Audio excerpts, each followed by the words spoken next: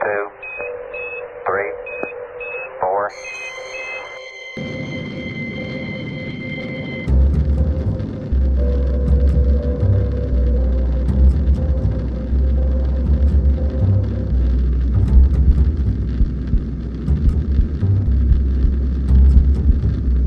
Pulp Culture Cafe presents classic sci-fi. X minus 5, 4, 3, 2, X minus 1, fire.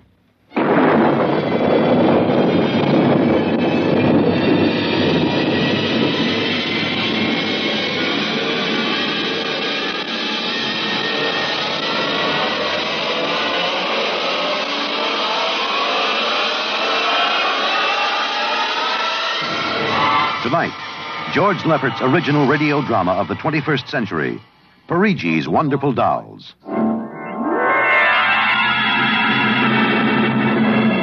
The doll shop stood on a quiet Washington side street, not too far from the sprawling Pentagon building. A woman and a child waited outside, the little girl peering eagerly through the window at the dolls inside, and the woman glancing impatiently at her wristwatch, as if expecting someone who was late for an appointment. And there was nothing about the doll shop to warn them that they were waiting to keep an appointment with doom. Oh, Mommy, look! Yes, what is it, dear? In the window of the shop, the tiny dolls. Oh, Mommy, do you think Daddy will buy me one? Well, we'll ask him when he comes, dear. He said 3 o'clock on this corner. I see him, Mommy. There he is. Oh, Henry, here we are. Hello, dear. Hi. Sorry I'm late. Well, we've been waiting for you. Cindy's been Yes, telling... I'm afraid I'll have to call off the shopping, Alma. Oh, Henry, we promised. Yes, I know. Cindy. I'm sorry. It's just one of those things. You've been the wife of an army colonel long enough to know his life isn't his own. What is it this time? Oh, some more of that flying sphere nonsense. The pilot who says he sighted it last month crashed and was killed today, so the general wants a full report. Dear, what next? Daddy. We'll have a staff meeting at the Pentagon at 3:15. Daddy, look in this window. Oh, I haven't time, dear. Just for a minute, Daddy, please. Indeed. I haven't time to stop and watch a bunch of 6-inch dolls parading around the shop. Say, they are lifelike, aren't they? Look at that, Alma. Dolls are marching around like a regular review. They've even got their own little band. Henry, your staff meeting. Hmm? Oh, yeah. Yes, I've got to run. Now, look, don't go spending a lot of money on that nonsense, Alma. No, dear. Bye. Bye, dear. Bye, Cindy. Bye, Daddy. Oh, Mommy, look. Look, the band's going to play. Aren't they wonderful, honey? You know, it's funny. I must have stood on this corner 1,000 times, and I've never even noticed this shop before. Good evening, children. Oh, well, good evening. Mommy, he talks awful funny. Hush, Cindy. Would you like to step inside the shop of Santor Perigi? Well, yes, we would. This way. Oh, Mommy, it's like beer. Here in the shop of Santor Perigi, creator of Perigi's Universal Wonderful Dolls, the world of adult reality is blended with the world of child's fantasy. This is a new shop, isn't it, Mr. Perigi? What is new and what is old? Come, this way. Would you like to meet one of my little ones? Oh, yes. This one in the red jacket is Toto. Speak, little one. How do you do? How do you do? Why, isn't that wonderful? Mommy, he talks. The doll talks. Amazing. It's absolutely amazing. That is nothing for Perigi's Wonderful Dolls. Listen, sing, Toto. Sing for the little girl. My name is Toto.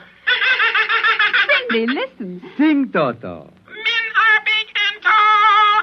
Dolls are very small. When men begin to fall, the dolls will rule them all. Oh, Toto, more. Well, how do they work, Mr. Perigi? How do they work? That is the secret of the great Perigi, greatest of all doll masters. To make an ordinary doll is nothing. To make a perfect replica, that is something. But to make a doll with intelligence, that is the work of an artist, huh? Well, yes.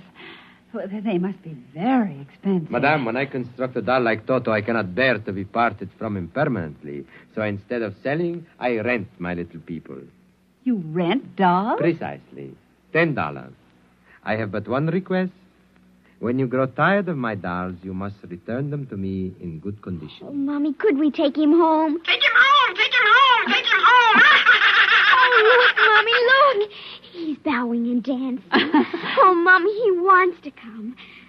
Please, I'll take such good care of it, please. Well, honey, we'll have to deal with your father later, but... Well... Oh, Mommy! All right, wrap him up, Mr. Perigi. Oh, dear, I have a feeling when your father comes home, we'll be sorry. Be sorry, be sorry, be sorry, be sorry.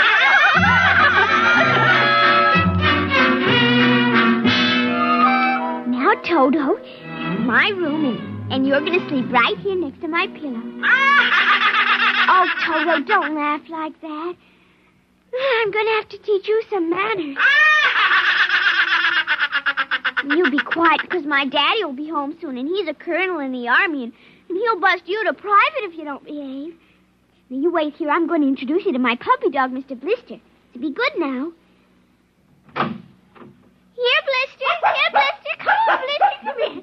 Mr. Blister, now this is Toto. Oh, dear, I don't think Mr. Blister likes you, Toto. Stop it, Mr. Blister. Come over here and shake hands with Toto, Mr. Blister. Come on now. Mr. Blister, let him go! Let go! Let go! Cindy, Mr. Blister, come over here. Why, what happened, dear? Mr. Blister tried to bite my doll. Look how frightened Toto is. Dolls don't get frightened, Cindy.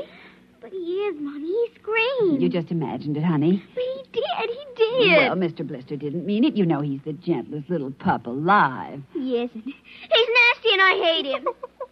Cindy, you've hurt his feelings. Kid. He tried to buy my new doll, and I don't ever want to see him again. Ever. Oh, dear. All right, Mr. Blister. You come downstairs with me. Come on now. Cindy's angry at you tonight. I'll kill him. Why, Cindy, where did you hear a thing like that? Toto said it.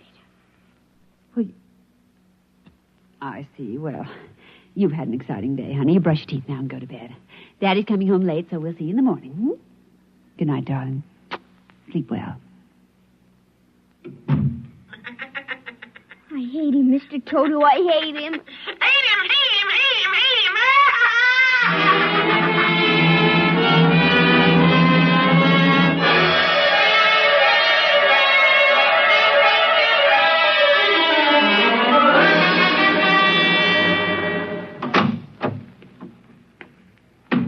Morning, Alma. Breakfast ready? Just a minute. How was the staff meeting last night, dear? Oh, horrible bore as usual. Where's the little one? Up in her room. She'll be down in a minute. Oh, say, remind me to take some papers back to the War Department, will you? I left them in my strong box. Henry, Hmm? you told me it was against regulations to bring secret papers home. Well, I had to finish some work for the old man. Nobody will ever know the difference. Well, I suppose not. Oh, dear, would you feed the puppy before we sit down? His bowl's under the sink. Where is he? See, that's funny. Here's his supper from last night, only half eaten. Getting fussy. Blister? Here, Blister. Blister! Where the dickens is that mutt? Maybe he's on the back porch. Oh, maybe. Here, Blister. Here, Blister. Alma. What is it, dear? Alma, look. Why, Henry. Is he... Yes, he's dead. But how? What happened? From the looks of it, he might have been poisoned. Poisoned? Who on earth would do a thing like that to an innocent little pup? I don't know. Let's see his dish. Oh, Henry. I don't understand this at all. Say, what's this? What's what? Well, look, there are pieces of broken glass in his food. Blue glass. Glass? Glass. Henry. Huh? Well, I just remembered something. What? It may just be coincidence, but in the bathroom this morning... What about the bathroom? Cindy's blue glass, you know, the one with the Mickey Mouse on it. Mm-hmm. It was broken, Henry. I found pieces in the wastebasket. I meant to ask her about it. Oh, Alma, for heaven's sake, you aren't suggesting that our little girl... Why, she loved Blister more than anyone. Not last night, she didn't. Why not? Well, he went after Toto. Well, who's Toto? Oh, her new doll. You bought her one of those dolls? Well, I just rented it. Rented it? Yes. Look, Alma, Oh, now... Oh, well, all right. Well, what's this got to do with Blister? He went for the doll, and Cindy... Well, Cindy said... Henry, she said she'd kill him. What? Well, that's ridiculous. True. Good heavens, a 9-year-old child putting ground glass in dog food? She'd have to be a monster. Mommy. Now, don't say anything. I'll talk to her. Good morning, dear. Morning, Mommy. Morning, Daddy. Hello. What's the matter? Nothing, Cindy. Sit down, dear. Yes, sir. Cindy, your mother tells me you broke your blue drinking glass. Oh, no, I didn't break it. Now, Cindy. I didn't. Well, now, somebody broke it. It wasn't your mother, and it wasn't me. Well, then it must have been Toto. Cynthia. Cindy, you know Toto was only a doll. Now, a doll couldn't have broken your glass, could he? Well? But he must have done it, Daddy. Cindy, you know how Daddy feels about little girls who tell untruths. I'd hate to think you'd done something you knew was wrong, and you were blaming it on a doll. What's the matter with Mr. Blister? Is he sick? He's dead, Cindy. Oh, no, he can't be dead. He isn't dead, Daddy. No, he isn't. He isn't. Mommy, Yes, dear. but he'll come back. He has to come back. No, he won't come back, honey. Not ever. No, Cindy, not ever. Now that we've told you, Cindy, do you want to change your mind about the glass? Henry, let her alone. Daddy, you think I killed him? I'll see what you've done. The child feels guilty enough, Henry. Oh, dear, this is no time for feelings to interfere. Feelings don't know any time, Henry. When they come, they just come. You go up to your room, honey. Daddy and I'll be up in just a minute. I don't want to. Please, Cindy. We'll be right up. Please. There, that's a good girl. And close the kitchen door behind you.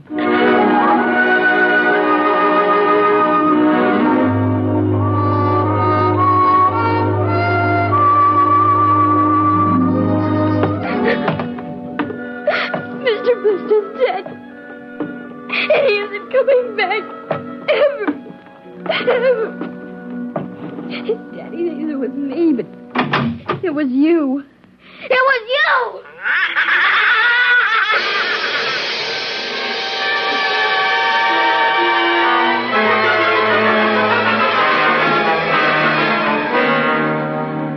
You're listening to NBC Radio's award-winning science fiction series, X-1. Now we return to X-1 and Perigis' Wonderful Dolls.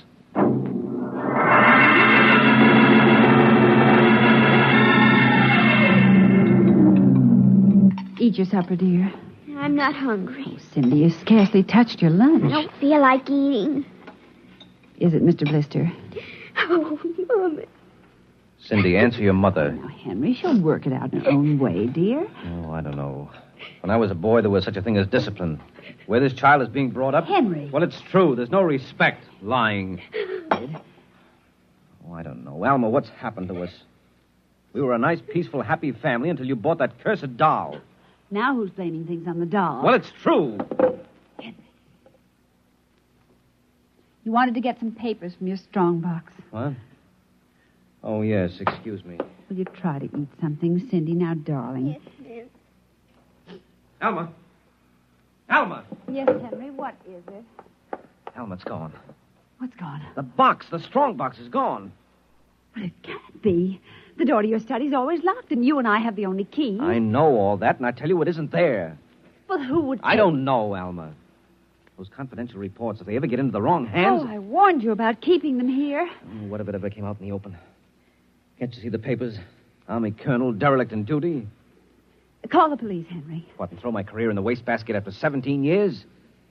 And we've got to find it ourselves. But it was there when I went in to clean this morning. Well, what about your key? Well, it's right here. I always keep it right with me. That's funny. Oh, no. But my other keys are all on the ring. You've lost it. I don't see how. Alma, how could you do it? Henry, please. Come on, we'll search the house. I can't think of anything else to do. Oh, dear, you're going to miss your staff meeting. Well, all right, never mind the meeting. My whole career goes up in smoke if we don't find those reports. Now, somebody get hold of your key and open that room. I know, Cindy. Oh, let the child alone. She's been through enough. You know she wouldn't do a thing like that. I don't know anything anymore. I don't know my own child. I don't even know you. Henry. All I know is that strongbox is gone with papers that are dynamite if the wrong person gets them. The question being who? What's that? Coming from upstairs. Dodo, kill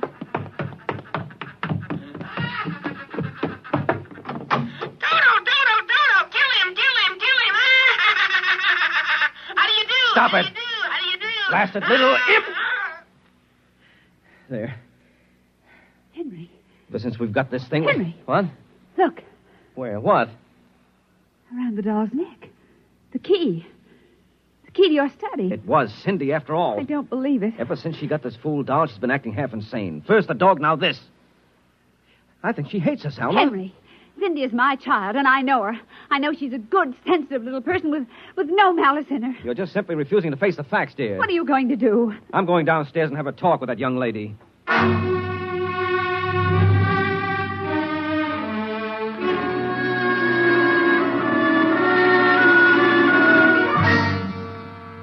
Cindy, you're not telling me the truth. Oh, yes, I am, Daddy. Now, all I'm asking is that you tell me the truth. Now, where is it? I didn't take it, Daddy. Honest, I didn't take it. I suppose you're going to tell me now that a little 6-inch doll took my strong box and hid it. Well? Cindy, I'm speaking to you. I didn't take it, Daddy. You don't understand. Toto did it. Oh, he's terrible awful. He says things. He says he's going to kill everybody. Oh, Cindy, you're inventing things. It's true. At night when I'm sleeping, he stands next to my pillow and whispers things to me. Awful things. He told me he'd kill me, too, if I told him. Alma, I think this child is sick. I think she needs a doctor. Frightened, Henry. She's trembling like a leaf. Come on, darling. We'll go up to your room. I don't want to No, go up honey, there. Mommy will stay with you. I'm afraid. He's up there. Who, Cindy? Toto. Well, he won't be up there for long. Mr. Toto is going right back to Perigis' wonderful doll shop before I lose my sanity, which means right now.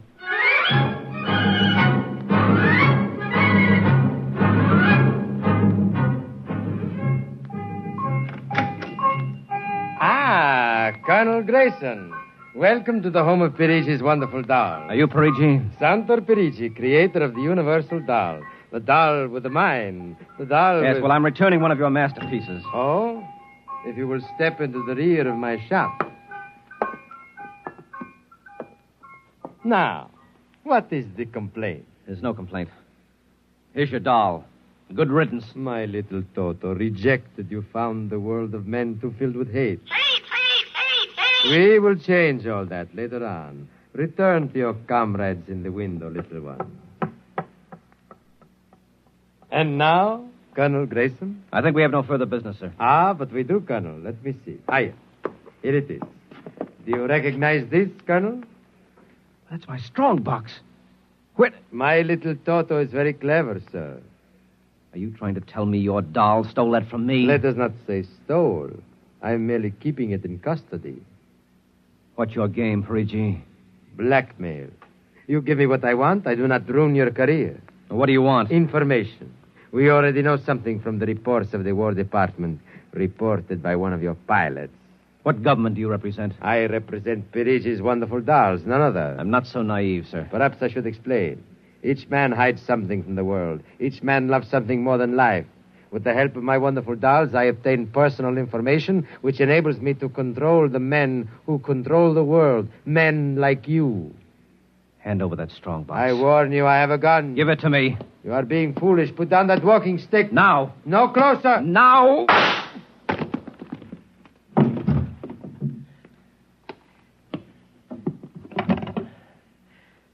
Hello. Give me the police. Hello. This is Colonel Henry Grayson.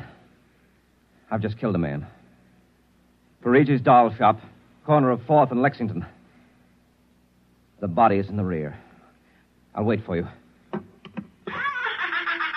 Shut up. Shut up, you little fiend! Colonel Grayson! Did I hear you speak? Colonel Henry Grayson! Oh, it can't be. I must be going out of my mind. A 6-inch doll. Shut up! Your master's dead. You are mistaken, Colonel. I, Toto, am the master. What do you mean? If you will examine the body of Santo Perigi, you will see that he does not bleed. And he does not bleed, Colonel, because Santo Perigi never lived. Never lived. Santo Perigi is a doll. A doll? But he's a man. He talks. He walks. The people of Meretrix are skillful doll builders. Meretrix? Doll builder? Who are you? I am Xanthus Imperator, commander of the legions of the third planetoid, Meretrix. Legions? Planetoid? My people and What? So small that it cannot support our population. That's true. We landed one of our space spheres on Earth 3 months ago with the intention of colonizing. Unfortunately, one of your pilots intercepted us. So that's why you wanted our information. Precisely. And you are human? Quite human. Of course, in order to deal with Earth people without suspicion, we were forced to construct Perigi, a man-sized doll. No, it can't be. I can't believe this. I'm having hallucinations. I've got to get out of here. That will be impossible. We have weapons of destruction quite unknown to Earth people. I phoned the police. They'll be here soon. By the time they arrive, my people will have prepared something quite shocking.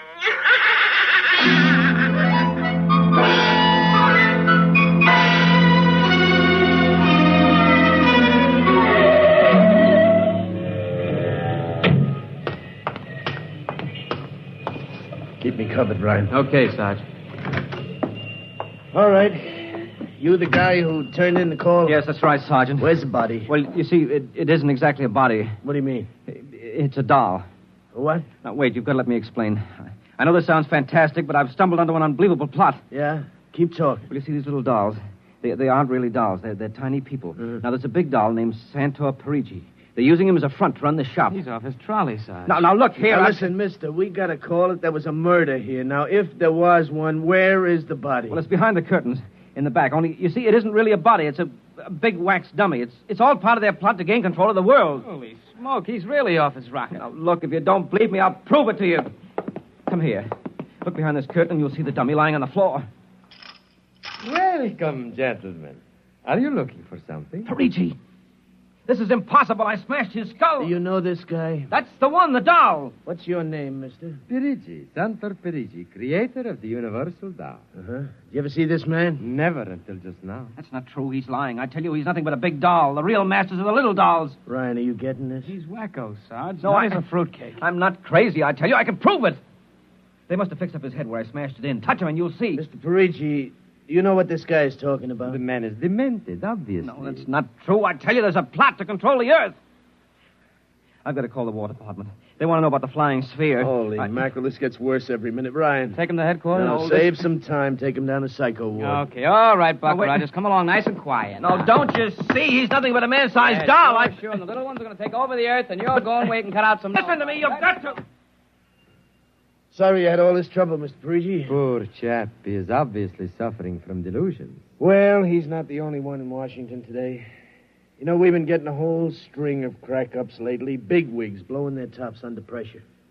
If you could see some of the names in our confidential files. You keep confidential files on cases like this? Certainly. Believe me, they'd be dynamite if they ever got in the wrong hands. Well, I better be running along. I'll be. My little girl would be nuts for that. So? Then please accept the doll for saving my life. That madman might have killed me. Yes, but Take Toto home with you as a gift. Well, now, I don't know, Mr. Perigi. It's against regulations for us to accept favors. But this is not for you. It is for your little daughter. And if you will only take the doll and give him a good home, you will be doing me a great favor. Well, then, if you insist, and thanks very much. When my kid sees this, will she be surprised? Yes, Toto will come as a great surprise. A very great surprise. Eh, Toto?